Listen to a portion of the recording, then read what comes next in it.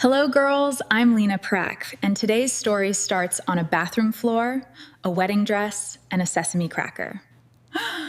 Oh, and a door that opens at exactly the wrong moment. Or maybe the right one. Depends on how you look at it. Let's go. I was sitting on the bathroom floor of a church. Wedding dress, full hair and makeup. A sesame cracker that the florist had slipped under the door because she felt sorry for me and didn't know what else to do. 15 minutes. Obrigada, amiga. That's how long I waited before I stopped looking at the door. Not because I gave up, because somewhere between minute 8 and minute 12 I understood. The way you understand things that were always true, but that you kept very carefully not looking at, until you run out of reasons not to. Daniel wasn't coming. And then the door opened. É deslumbrante, não é? It wasn't my mother. It wasn't my best friend. It wasn't the wedding coordinator with a walkie-talkie and a prepared excuse. It was a girl I had seen maybe a dozen times in 3 years. Dark eyes. Paint still faintly on her left hand, even though she'd clearly tried to scrub it off. Standing in the doorway like she already knew exactly what she was walking into. It's true. And She was 20 years old. Is the perfect way to finish the day. I was 31. I completely agree. She didn't say I'm so sorry. She didn't say he's not worth it.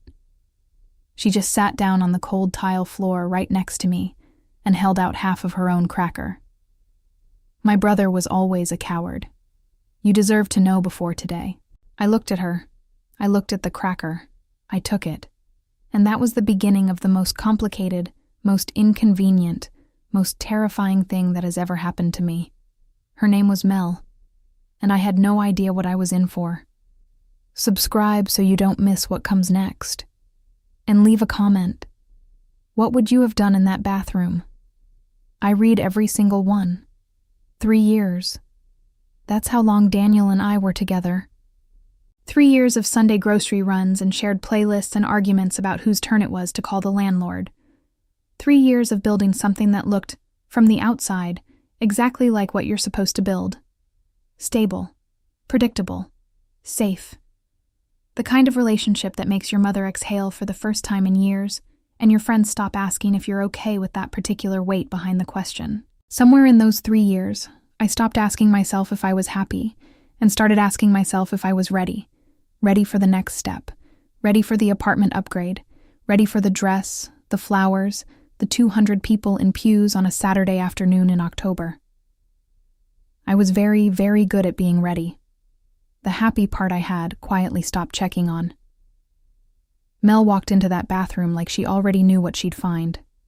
No gasp. No hand over her mouth. No, oh my God, are you okay in that pitch? People use when they want to help, but mostly want to be seen helping. She just stepped inside, took one look at me on the floor in $4,000 worth of dress, and sat down right next to me, back against the wall, legs stretched out, like we were killing time somewhere unremarkable, and she'd simply chosen the spot beside mine. I had met her maybe 11 times in 3 years, always at the edges of things, the one refilling water glasses before anyone asked, the one laughing at the wrong moments and meaning it, always with paint on her hands regardless of the occasion, or how hard she'd clearly tried to scrub it off before arriving. She existed in my life the way background music exists. Present. Unexamined. She held out half of her cracker without a word. I took it without a word. We sat in silence for what felt like a full minute, and when she finally spoke, she didn't soften it. Didn't package it in layers of sorry and I can't imagine and if there's anything I can do. She just said it, flat and clear and completely without performance. My brother was always a coward. You deserve to know before today. I had been holding it together remarkably well up to that point. The waiting. The realization. The florist's pity cracker. The sound of 200 people slowly understanding that something had gone wrong on the other side of a door. I had processed all of it with a kind of numb, functional calm. But those 2 sentences cracked something open, not because they were cruel, but because they were the first honest thing anyone had said to me all day. Maybe longer than that. How long did you know? I asked. The pause before her answer told me everything. Long enough, she said. Outside, I could hear my mother calling my name in that specific register she uses when she is trying very hard to sound like everything is fine and nothing is fine. The whole machine of the day I had spent 14 months building was grinding to a halt on the other side of a single bathroom door. And I was sitting on cold tile next to a 20-year-old with paint still faintly visible on her left hand, eating half a cracker and, this is the part I still can't fully explain, not wanting to move. Not because I was in shock. Because for the first time in a very long time, nobody in the room was asking me to perform anything.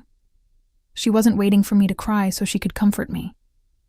She wasn't waiting for me to be strong so she could admire me. She wasn't waiting for anything. She was just there. Completely. Plainly. Without agenda. In a way that I realized, sitting on that floor, I hadn't felt from another person in longer than I could immediately remember. I didn't move. And that, I would later understand, was the first sign that something had already begun. I just wasn't paying attention to it yet. The parking lot of a church at 2 p.m. looks nothing like what you'd expect after a wedding that didn't happen. No dramatic rain. No symbolic broken flowers scattered across the asphalt. Just regular October sunlight, a catering van idling near the side entrance, and approximately 40 people pretending very hard not to look at me while absolutely looking at me. My mother was 12 feet away, having what appeared to be a controlled but escalating conversation with my Aunt Linda, who has strong opinions about everything and had apparently decided that today was not the day to keep them to herself. The wedding coordinator was on the phone. The florist was still holding a clipboard like it might protect her from the situation. I was leaning against the passenger door of a car I didn't recognize, still in the dress, and Mel was standing next to me like a person who had nowhere else to be and had decided this was fine. Nobody came directly at me. I think my mother had established some kind of perimeter, which I was grateful for in the way you're grateful for things you'll never actually acknowledge out loud. You don't have to decide anything right now, Mel said. I know, I said. I'm just saying. There's no correct next move here. I know that too. She nodded, looked out at the parking lot. She had this quality, I was starting to notice it, of being completely comfortable inside silences that most people would rush to fill. I had spent 3 years with a man who needed the television on as background noise at all times, who got restless in quiet rooms, who once described a particularly peaceful Sunday afternoon as kind of depressing. The contrast was not subtle. It was Mel who brought up the honeymoon. She didn't ease into it. She just said it, the way she said most things, directly, without decorative language, like she'd already thought it through and was presenting the conclusion rather than the process. The trip is still yours, she said. Santorini. It's all paid, non-refundable. I stared at the catering van. I know it's paid, I said. I'm the one who paid for it. Then don't let him ruin that too. I turned to look at her. She was watching me with an expression I couldn't immediately categorize. Not pitying, not challenging, not performing concern. Just steady, like she'd already decided something and was waiting to see if I'd catch up. Mel, I'm serious. You're suggesting I go on my honeymoon. I'm suggesting you go on a trip to Santorini that you planned and paid for and deserve to take. That is the same thing. It really isn't, she said. I looked back at the parking lot. My Aunt Linda had produced a notepad from somewhere, which meant the situation had officially entered a new phase. My mother glanced over at me. That quick checking glance she'd been doing every 90 seconds since I walked out of the church, and I looked away before she could turn it into something that required a response. The thing about grief, and I'm using that word loosely, because what I felt in that parking lot wasn't exactly grief. It was more like the particular exhaustion of a building that's been under renovation for too long finally being condemned. Is that it makes you surprisingly practical. All the emotion was there, somewhere underneath, waiting. But on the surface I was just running calculations. Apartment. His name on the lease. 30 days. Maybe, if I pushed. The deposit I'd put down on the venue, gone. The dress, a sunk cost in the most literal sense. The trip. Who would I go with? I said. Not quite a question. Mel didn't answer immediately. She reached into her bag and took out another cracker. She apparently had an entire sleeve of them in there, which I chose not to comment on, and broke it in half. She held out her half. I looked at it. I looked at her. "You're 20 years old," I said. "I'm aware," she said. "This is insane." "Probably," she agreed. "When's the flight?" I didn't answer. I took the cracker. I looked down at my left hand, the ring catching the October light in the specific way expensive things do, indifferent to context. I turned it once, then I took it off. I didn't make a moment out of it. I just set it on the roof of the car, next to my bag, like a set of keys I didn't need anymore. "Tomorrow?" I said. 6 a.m.? Mel nodded. "Then we should go pack," she said. And that was that. No dramatic music, no slow realization montage, just a parking lot, a Tuesday afternoon light, half a cracker, and the most impulsive decision I had made in 11 years of being extremely deliberate about everything. I got in the car. Mel's apartment was exactly what I should have expected, and somehow still managed to surprise me. It was small, genuinely small, not charming and cozy small, the way real estate listings describe places that will make you feel claustrophobic by February. One main room that served as living space, studio, and apparent archive for every canvas she had ever started and not quite finished. Paint on the floor in 3 colors that I could identify, and at least 2 I couldn't name. A kitchen that was clean in the specific way of someone who doesn't cook much, but washes their dishes immediately. A window facing west that caught the late afternoon light at an angle that made the whole place look for about 40 minutes a day, like something out of a movie. I stood in the middle of it in my regular clothes. I had changed in the car, contorting myself in the passenger seat while Mel drove, and very professionally kept her eyes on the road, and tried to locate a surface that wasn't occupied by something. "You can move anything," Mel said, dropping her keys on the counter. "I know it's a lot." "It's not a lot," I said. She gave me a look. "It's a lot," I admitted. She almost smiled. Not quite. Just the edges of one, there and gone. Like she'd caught it before it fully arrived. I found a chair under a pile of fabric samples, and what appeared to be an instruction manual for a type of camera that hadn't been manufactured since 2009. I moved them. I sat down. I looked at the half-packed suitcase I'd brought from the apartment. Daniel's apartment, I corrected myself, because that was apparently something I needed to start doing, and tried to remember what normal felt like. It was somewhere in that silence that my phone rang. "Not Daniel. I want to be clear about that, because I know what you're thinking. It wasn't Daniel. It was his mother, Donna." I stared at the screen for 2 full rings. Mel glanced over from the kitchen where she was making tea without asking if I wanted any, which I had already noticed she did. Move through the practical requirements of a situation without making them into a conversation. I answered. "Leda." Donna's voice was exactly what it always was. Composed, precise, the vocal equivalent of a very expensive waiting room. I wanted to call personally. "That's considerate," I said. A brief pause. She wasn't used to that from me. In 3 years I had been unfailingly warm to Donna, because Daniel had asked me to be, and because I had genuinely tried, and because I had not yet understood that her particular brand of warmth was entirely conditional. "I want you to know that what Daniel did was not a reflection of how this family feels about you," she said. "What did Daniel do, Donna?" I asked. "Specifically, I'd love to hear you say it." Another pause. Longer this time.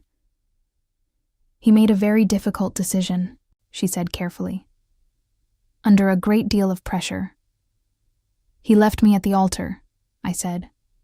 "In front of 200 people. with a florist who had to give me a cracker because nobody else thought to check on me. Leda. I'm not angry, I said, which was true in the way that things are true when the anger hasn't arrived yet, and you're operating on something colder and more efficient. I just want to make sure we're describing the same event. What followed was approximately 4 minutes of Donna explaining, in carefully managed language, that she hoped I would be discreet about the circumstances, that the family had a great deal of respect for me, that she trusted I understood how these situations could be complicated, and that she was certain I would handle this with the grace she had always admired in me. She did not say she was sorry. Not once. I hung up. The apartment was very quiet. Mel set a mug of tea on the table next to me without a word. She didn't sit across from me with an expectant expression. She didn't ask what Donna had said. She just settled onto the floor nearby, her back against the couch, her own mug between both hands, looking at nothing in particular. I stared at the tea. She knew, I said. Not a question. Yes, Mel said. Before the wedding. Yes. I absorbed that. It took a moment. Not because it was surprising exactly, but because there's a difference between suspecting something and having it confirmed by the silence of someone who was there. Mel's yes wasn't an opinion. It was testimony. How long before? I asked. Long enough to have stopped it, she said. She chose not to. I picked up the tea. It was too hot to drink, but I held it anyway, letting the warmth come through the ceramic into my palms, which had gone cold somewhere between the parking lot and here. Outside, the light through the west window was doing its 40-minute magic trick. The canvases around me caught it in different ways. Some of them glowing, some of them shadowed, all of them unfinished. Why are you telling me this? I said. You didn't have to. Mel looked at me then, directly, the way she did most things. Because you asked, she said, and because you deserve actual answers instead of managed ones. I didn't say anything for a while after that. We sat in the strange quiet of her apartment, me in the rescued chair, her on the floor, the tea going from too hot to exactly right. And at some point I realized I wasn't bracing for the next thing anymore. Wasn't calculating, wasn't preparing a response to something that hadn't happened yet. Look. I was just sitting in a room with another person, in the aftermath of the worst day of my adult life. And it felt not okay, not even close to okay, but bearable in a way I hadn't expected. When I finally went to bed, I was almost asleep before I remembered. Me too, it's absolutely perfect. 20 years old. I stared at the ceiling for 4 minutes. Then I went to sleep anyway. The honeymoon suite had a sign on the door. A little card, slipped into the brass holder, handwritten in the kind of cursive that hotels only use when they want you to feel like the occasion deserves it. Welcome, Mr. and Mrs. Vasquez. We hope this stay is everything you dreamed. I stared at it for longer than was probably healthy. Mel read it over my shoulder, said nothing, It's true. and then very calmly reached out and slid the card out of the holder, folded it once, and put it in her jacket pocket. What are you doing? I said. Removing a variable, she said, and opened the door.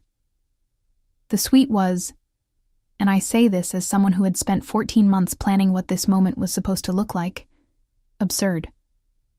Not in a bad way. In the way that things are absurd when reality delivers exactly what you ordered, but the context has shifted so completely that it no longer resembles the original request. Floor-to-ceiling windows. The caldera below, impossibly blue, like someone had decided to paint the Mediterranean on a day they were feeling ambitious. Flowers on every surface. White, arranged with the kind of precision that requires a separate meeting to discuss. A bottle of champagne and ice. 2 glasses. 2. Mel walked straight to the window like the flowers, and the champagne, and the 2 glasses were entirely unremarkable, and stood there looking at the view with her hands in her pockets. Mel. It's beautiful, she said. There are 2 champagne glasses. There are also 2 of us, she said, still looking at the view. I set my bag down. I looked at the bed, enormous, dressed in white, centered in the room with the particular authority of furniture that has been placed by someone who knows exactly what it's for. I looked at the flowers. I looked at the window where Mel was standing with her back to me, shoulders relaxed, entirely unbothered by the weight of the room. The check-in had been its own small theater. The woman at the front desk, immaculate, professional, the kind of smile that costs something to maintain, had looked at the reservation, looked at us, recalibrated invisibly, and said welcome with the practiced warmth of someone who had seen most things and decided long ago not to be surprised by any of them. She had handed us 2 key cards. She had wished us a wonderful stay. Mel had thanked her like it was the most ordinary transaction in the world. I had stared at a potted orchid near the desk and tried to remember how to look like a person. Now in the suite, I sat down on the edge of the bed, the side closer to the door, which felt important for reasons I didn't examine, and tried to locate my bearings. "We should establish some things," I said. Mel turned from the window. "Like what?" she said. "Like..." I gestured at the room, at the singular, enormous, flower-covered, champagne-adjacent bed. "This." She looked at the bed, looked at me, looked back at the bed. "I can sleep on the couch," she said. "There isn't a couch. The chair. Mel, it's a decorative chair. It's the size of a medium dog." She pressed her lips together. I could tell she was trying not to smile, and I found that, against my better judgment, against every reasonable instinct I had, on the first full day after the worst thing that had happened to me in a decade, I found it funny. Not ha-ha funny. The other kind. The kind that comes up from somewhere unexpected and bypasses all your defenses because you're too tired to maintain them. I laughed, just briefly, just once. Mel's almost smile arrived fully this time, and it was, I'm going to be factual about this because I refuse to be dramatic. It was a very good smile. The kind that changes a face. The kind that suggests the person wearing it has a whole interior life you've only seen the surface of. I looked away. "We'll figure it out," I said. "We always do," she said, which was interesting, because we had known each other for approximately 36 hours at that point, and had not technically figured out anything together yet. But she said it with such complete certainty that I didn't correct her. We ordered room service instead of using the restaurant reservation Daniel had made. We ate on the floor in front of the window, Mel cross-legged, me with my back against the bed, the caldera turning pink and then orange and then a deep violet as the sun dropped behind the rim. She told me about a summer she had spent in Portugal at 19, sleeping on someone's floor, learning to paint the ocean. I told her about the year I had spent in an office in Michigan, doing work I was good at and completely indifferent to, which was how I had ended up in Chicago, which was how I had ended up at a dinner party where I met Daniel, which was how I had ended up here. "Do you regret it?" she asked. "All of it, I mean, not just him." I thought about it honestly, which was something I hadn't done in a while. "I regret that I confused comfortable with right," I said. "I don't regret Chicago. I don't regret the work I built there. I just regret letting the other stuff become the whole story." Mel nodded slowly, looking at the window. "What would the whole story look like," she said, "if you got to write it?" I didn't have an answer. Not a real one. But the question stayed with me, sat down somewhere behind my sternum, and made itself comfortable in the way that good questions do. The ones that aren't looking for an immediate response but are simply marking a place in you for later. We figured out the bed the way practical people figure things out. A pillow barrier that neither of us mentioned, and both of us understood.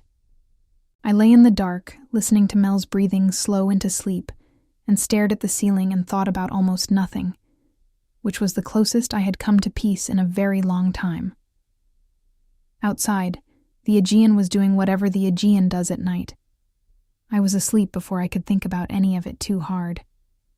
Nobody tells you that Santorini smells like salt and oregano and something else underneath that you can't name, but that makes you feel, inexplicably, like you've been here before. The boat was smaller than I expected. Not a yacht. A wooden thing, old and honest, with a local guide named Stavros, who had the energy of a man who had seen 10,000 tourists fall in love with his island and had made peace with being peripheral to all of it. There were 6 other passengers. A couple from Germany who held hands with the comfortable ease of people who had been doing it for decades. 2 women from Brazil who laughed constantly and took photographs of everything, including the life jackets. An older man traveling alone who read a paperback the entire time and spoke to no one, which I respected enormously. Mel was at the railing before we'd cleared the harbor. I watched her from my seat, the way she leaned forward slightly, elbows on the wood, hair moving in the wind off the water, completely absorbed in the caldera walls rising around us like something geological and indifferent and beautiful in the way that things are beautiful when they've existed long enough to stop caring whether anyone notices. She had her small sketchbook. She wasn't drawing yet, just looking, with that quality she had of looking at things as if she were memorizing them for later. I went and stood next to her. The water below was a color that shouldn't exist outside of paintings. Dark blue at the center, shifting to green near the volcanic rock, catching the morning light in a way that made it look like it was lit from underneath.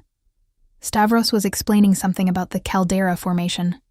Millions of years, collapsed volcano, one of the largest eruptions in recorded human history. And his voice had the cadence of someone who has said the same true thing many times and still means it. "Did you know," Mel said, not looking up from the water, "that the whole island is essentially the rim of a volcano that blew itself apart?" "Stavros just said that," I said. "I know. I'm still processing it." She turned the page in her sketchbook. "We're floating on the edge of something that destroyed itself completely, and somehow what's left is considered one of the most beautiful places on Earth." I looked at her. "Are you doing a metaphor right now?" I said. "I'm doing geology," she said straight-faced. "You're doing a metaphor." I laughed. The real kind this time, not the surprised kind from the night before. The German couple looked over. Mel finally smiled, fully, and bent over her sketchbook and started drawing something I couldn't see from the angle I was standing. The boat moved deeper into the caldera. Stavros brought out wine around noon, local, white, cold in the specific way that wine is cold when the bottle has been sitting in seawater. He handed glasses around. Mel took hers and examined the color of it against the sky, with the focused attention she gave most things. I took mine and drank it too fast, because the view was doing something to my chest that I didn't have adequate language for, and the wine seemed like a reasonable response. We drifted. The 2 Brazilian women were singing something quietly. The man with the paperback had not looked up once. The German couple had stopped holding hands, and were now standing with their shoulders touching in that other way couples stand, the way that doesn't require contact to communicate it. I was aware, in the peripheral, careful way I had been managing all morning, of exactly how close Mel was standing. Not close in a way that required acknowledgement, just present. The warmth of another person on your left side when the wind off the water is colder than it looks. The specific awareness of someone in your radius that your body registers before your mind gets involved. She reached over, not dramatically, not with any particular intention announced in advance. She just reached over and tucked a strand of hair back from my face. The wind had been pulling it across my eyes for the last 10 minutes, and I had been ignoring it. And her fingers were briefly, lightly against my temple, and then gone. 3 seconds. Maybe less. The wine glass in my hand became very interesting. "Sorry," she said. "It was bothering me." "It was bothering you," I repeated. "You kept doing this." She demonstrated. A vague swipe at her own face. "Every 40 seconds. It was distracting. From what? I said. You were drawing. I was drawing and being distracted, she said. I can do both. I looked at her. She looked at me. The caldera was doing its impossible thing all around us, and Stavros was saying something about the pumice stone, and the Brazilian women had stopped singing, and the only sounds were the water and the engine and the older man turning a page. The moment stretched. Not uncomfortably. That was the thing. It stretched the way certain silences stretch when two people are in them together, and neither of them is afraid of what's inside it. And I was aware, clearly, precisely, with the particular clarity that arrives right before you do something you can't take back, of what was happening. And then Stavros announced the return to port. The spell, or whatever it was, didn't break dramatically. It just released, quietly, the way tension releases when something external interrupts it and gives you back your breathing room. Mel looked back at the water. I looked at my wine. The boat turned. On the walk back to the hotel, we didn't talk about it. We talked about the geology. About whether pumice actually floats, which Mel was skeptical about. About whether Stavros ever got tired of the caldera, which I decided he probably didn't, because some things are immune to repetition. About dinner. Where, what.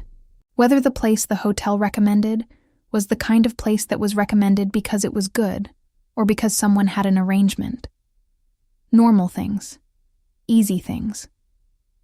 But somewhere between the harbor and the hotel gate, our hands were close enough that the backs of our fingers touched twice with the movement of walking, and neither of us moved away, and neither of us mentioned it. I went to bed that night thinking about a 3-second moment and a question Mel had asked me the night before.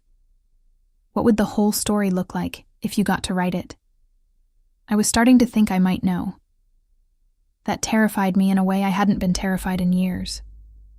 It also felt, underneath the terror, like something that had been asleep for a very long time turning over. I woke up to Mel's side of the bed empty. Not alarming.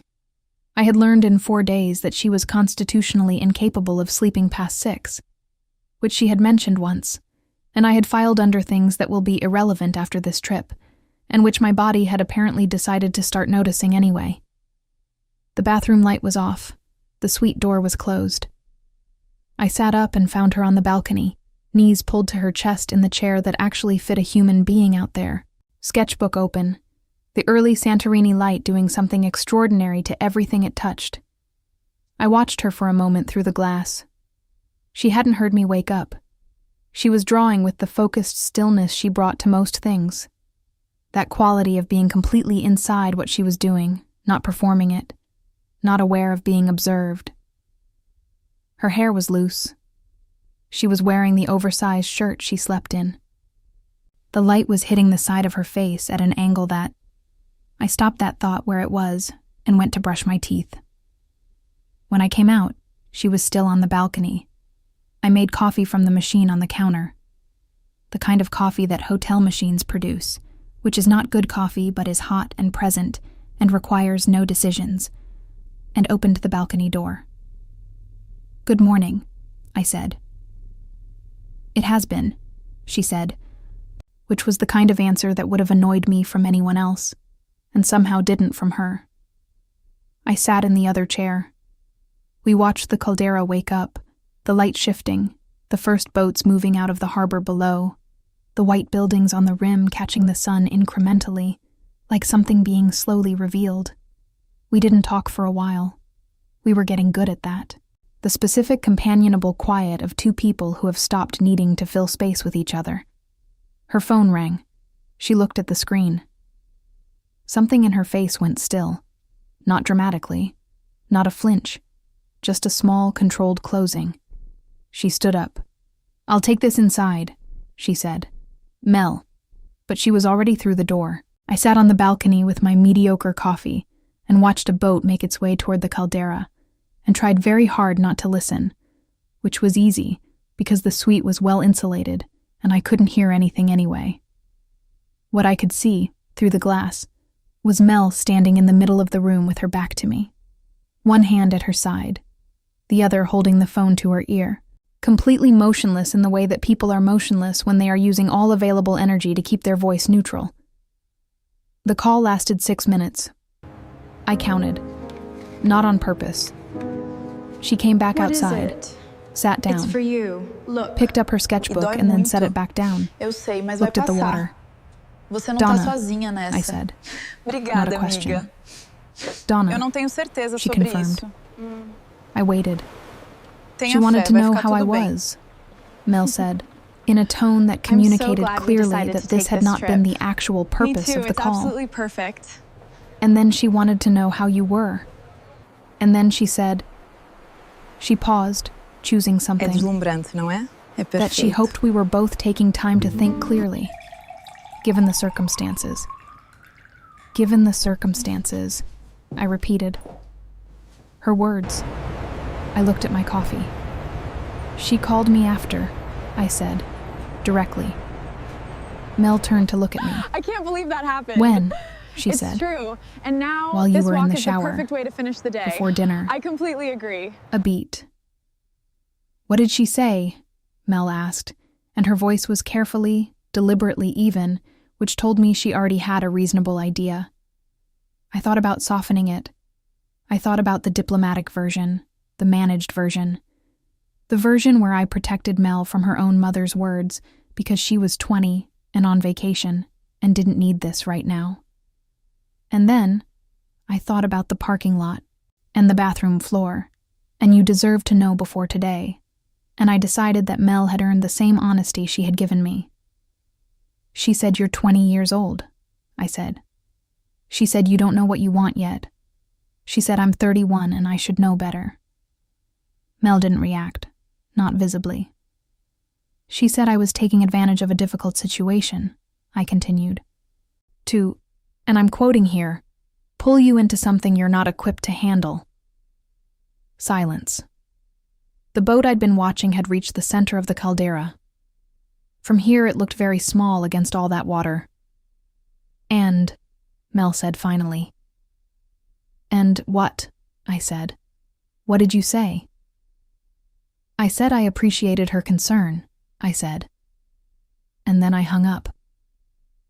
Mel nodded slowly. She picked up her sketchbook again, opened it. Didn't draw anything, just held it, looking at a blank page. "She's not wrong about the age," I said, because I had been carrying it, and it needed to be put down somewhere between us where we could both look at it. 11 years it's not nothing. I think about it. "I know you do," Mel said. "It doesn't bother you," I said. "And I can't decide if that's because it genuinely doesn't, or because you're 20 and haven't thought far enough ahead to where it might." She looked at me then. Not hurt, not defensive, just direct, the way she always was, that particular clarity she carried like other people carry tension. "Can I ask you something?" she said. "Yes," I said. "In the last 4 days," she said, "has there been a single moment where you felt like I didn't know what I was doing?" I opened my mouth, closed it, thought about the parking lot, the bathroom floor, the cracker, the card she'd removed from the door, the way she'd sat next to me in the kitchen while I processed the worst phone call of my adult life, the boat, the 3 seconds at my temple, the questions she asked that landed somewhere behind my sternum and stayed. "No," I said, honestly. "Then maybe," she said, turning back to the blank page, "the question isn't whether I know what I want. Maybe the question is whether you trust yourself to want it back." She started drawing. I sat with that for the rest of the morning. It was still sitting with me at dinner, and after dinner, and later when the lights were off and the suite was quiet, and the Aegean was doing its indifferent nighttime thing outside the window. Donna had called to plant a seed of doubt. The problem, and I was beginning to understand this with a clarity I found both clarifying and inconvenient, was that the doubt wasn't about Mel. It had never been about Mel. It was about me. About whether I was allowed to want something that didn't fit inside the life I had spent 11 years carefully constructing. About whether a woman who had planned her wedding down to the shade of white on the napkins was permitted to be surprised, at 31, by something she hadn't planned for at all. I stared at the ceiling. Mel's breathing slowed beside me. Tomorrow was our last full day. I closed my eyes and tried to sleep, and mostly just thought about a blank page and what it means to be the person who decides what goes on it. Last days have a specific quality to them. Not sad, exactly. More like saturated. The way the last hour of good light before sunset is somehow more light than all the hours before it, just because you know it's ending. Everything in Santorini on that final day was like that. The breakfast tasted better. The walk along the caldera rim felt slower. The white buildings against the blue sky looked like something I was already beginning to remember instead of something I was still inside. Mel noticed. She didn't say anything about it, but she noticed. I could tell by the way she was quieter than usual, which for Mel meant almost entirely silent, and by the way she kept stopping to look at things she had already looked at, like she was doing the same thing I was doing, storing it. We walked to the western edge of the island in the afternoon. There's a spot there, away from the main paths, past where the tourists congregate with their cameras at the designated viewpoints, where the cliff drops straight to the water, and there's a low wall and nothing beyond it but open Aegean for as far as you can see in 3 directions. Mel had found it on day 2, and made me promise we'd come back before we left. I had promised. We sat on the wall with our feet hanging over nothing in particular. I've been trying to figure out how to say something, Mel said. The wind off the water was steady and warm. Below us, the sea was doing that thing it does in the late afternoon, going darker at the edges, holding the light at the center. Okay, I said. I'm not good at the version where I ease into things, she said. I know, I said. I've noticed. So I'm just going to say it. Mel, yeah, just say it. She looked at the water for another moment. Then she turned to face me, fully, the way she did things, without hedging. I don't want this to be the trip, she said. I don't want to go back to Chicago and have this be the thing we don't talk about because it's complicated and I'm 20 and you're 31, and my mother has opinions and your life just fell apart, and there are 11 years between us that everyone except me seems to think should matter more than what's actually happening. I didn't say anything. I know the timing is terrible, she said. I know you're still in the middle of something enormous. I know I'm not the logical next step in any version of the plan you had 6 days ago. I'm not asking you to have it figured out. I'm just...